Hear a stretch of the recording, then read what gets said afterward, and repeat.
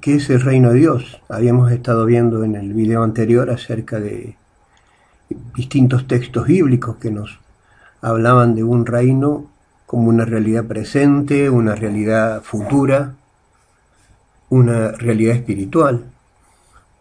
Entonces, tratando de llegar a una conclusión acerca de lo que es el reino de Dios, podemos ir al diccionario. Buscamos la definición de reino y en el diccionario de la Real Academia Española dice, la primera definición que sale es territorio o estado con sus habitantes sujetos a un rey. Entonces, de acuerdo a la definición actual, una definición moderna, el reino es el territorio o el estado, ¿no?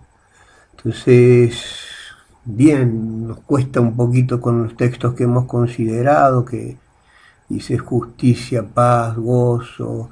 Después otros textos dice que es una herencia, mi reino no es de este mundo, decía Jesús. Entonces esta definición nos cuesta un poquito identificarla con. Entonces buscamos una segunda definición propuesta por la Real Academia Española que dice cada una de las provincias de un estado que antiguamente tuvieron su rey propio y privativo. Por ejemplo, el reino de Aragón, reino de Sevilla. Igual esta definición habla de territorio, cada una de las provincias. O sea, un territorio, entonces para ellos reino es el territorio y ese no parece ser el concepto bíblico. Nosotros lo que necesitamos es una definición más antigua. El uso, porque las palabras van cambiando su significado de acuerdo al uso. Entonces necesitamos una definición antigua y buscamos el diccionario Webster, es un diccionario en inglés, esto está traducido, nos da entre múltiples definiciones, nos da una que es un arcaísmo, o sea, es un uso de la palabra reino que ha caído en desuso. Y eso es lo que nosotros necesitamos.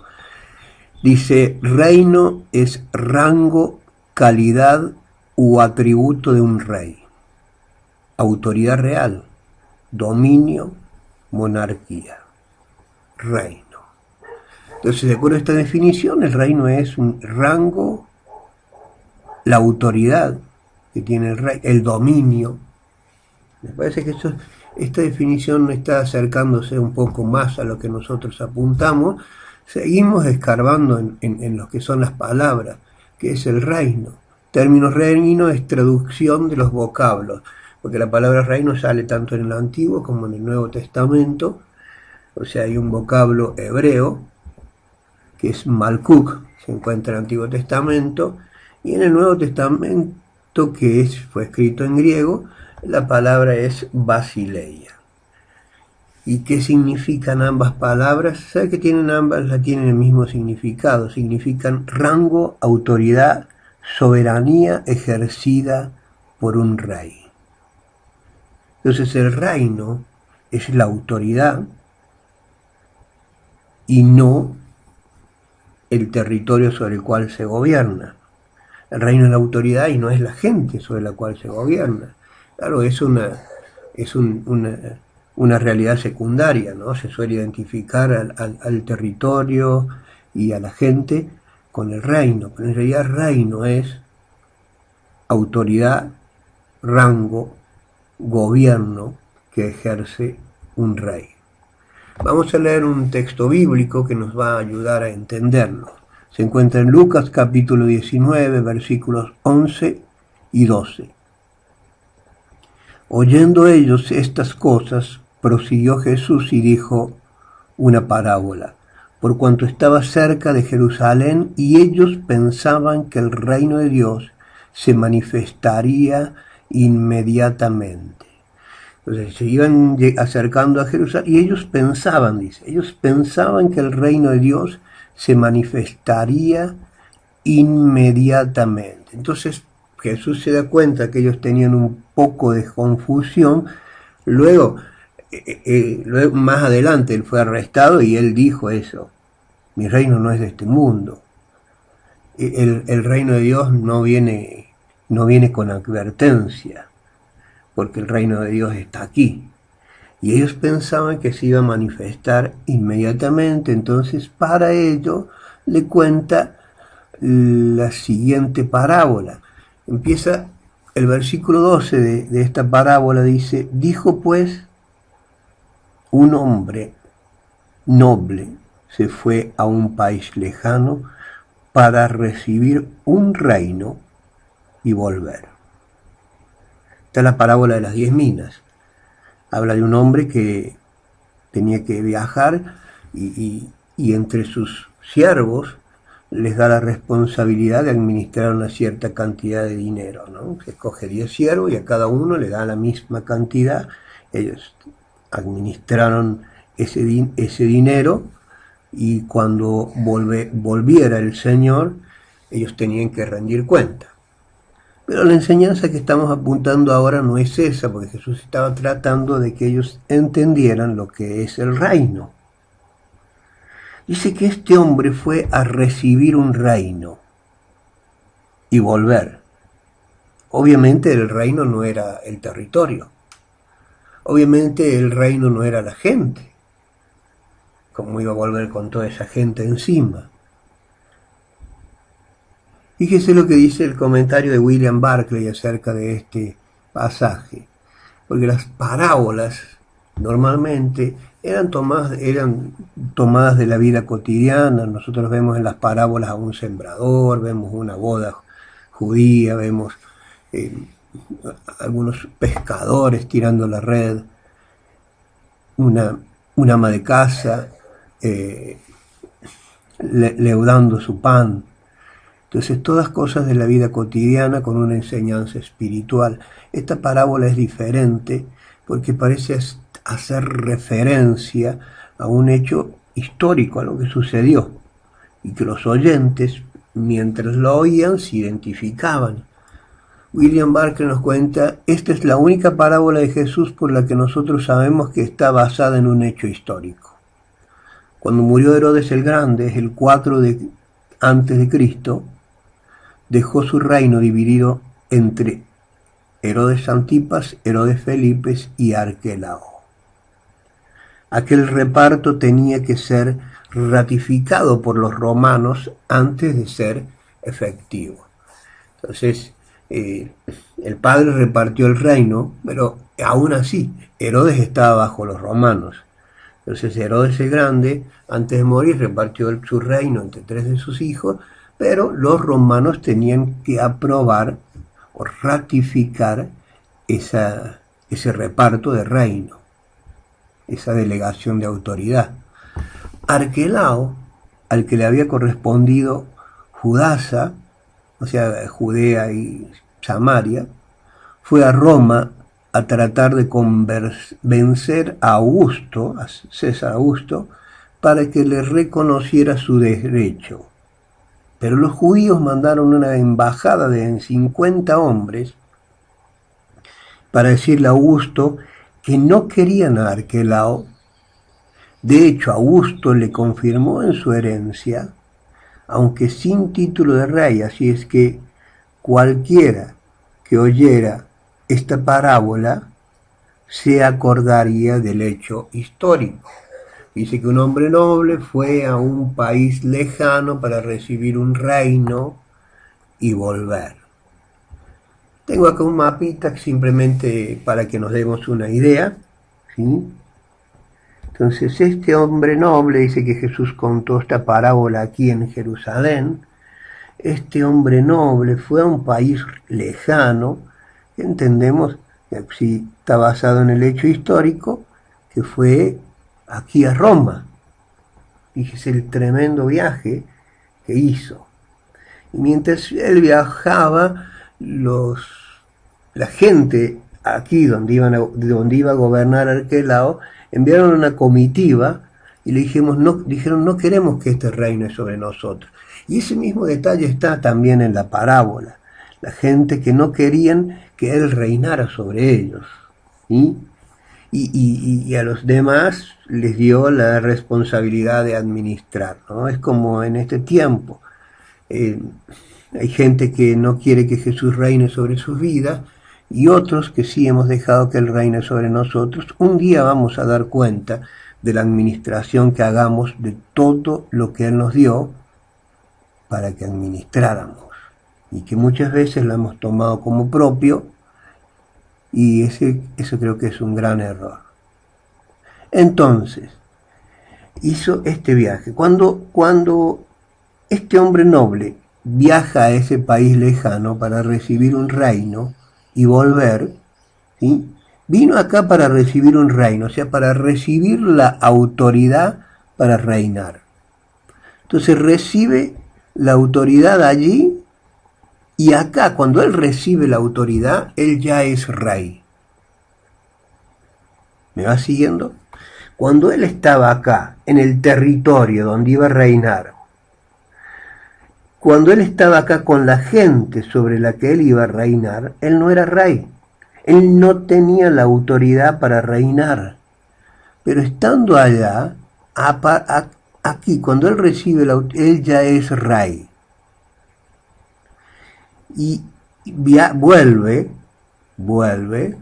que no el cursor, él vuelve y está, por ejemplo, está por aquí, y él ya es el rey. Es rey sobre esta gente. Y siguió viajando y llegó aquí. Entonces hay toda una etapa, un periodo, ¿sí? En el cual él reina, pero no está aquí presente. Y esa es la enseñanza que Jesús quería decirle. El reino de Dios tiene dos etapas, ¿sí? Una como la que estamos viviendo, en que Jesús no está aquí físicamente, sin embargo Él reina. Él no está aquí físicamente y la gente puede decir, no queremos que Él reine sobre nosotros. Él no está aquí físicamente y nosotros le servimos como si estuviera a nuestro lado físicamente. Y un día vamos a tener que dar cuenta de cómo hemos servido, de cómo hemos usado nuestro tiempo, de cómo hemos usado nuestros talentos, de cómo hemos usado nuestro dinero, de cómo hemos usado nuestra familia. Todo lo que tenemos nos ha sido dado en préstamo para que lo administremos. Y un día vamos a dar cuenta de ello.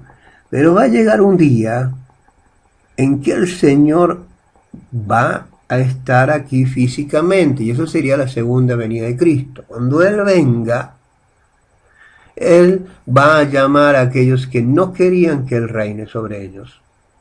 Las personas que rechazaron el Evangelio van a tener que dar cuenta y no van a tener otra oportunidad.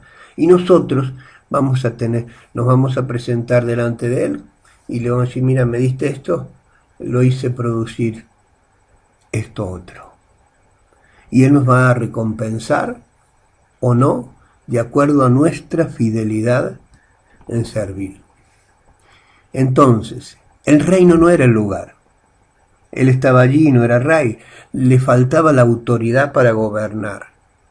Entonces, el reino en el sentido bíblico es gobierno, es la autoridad.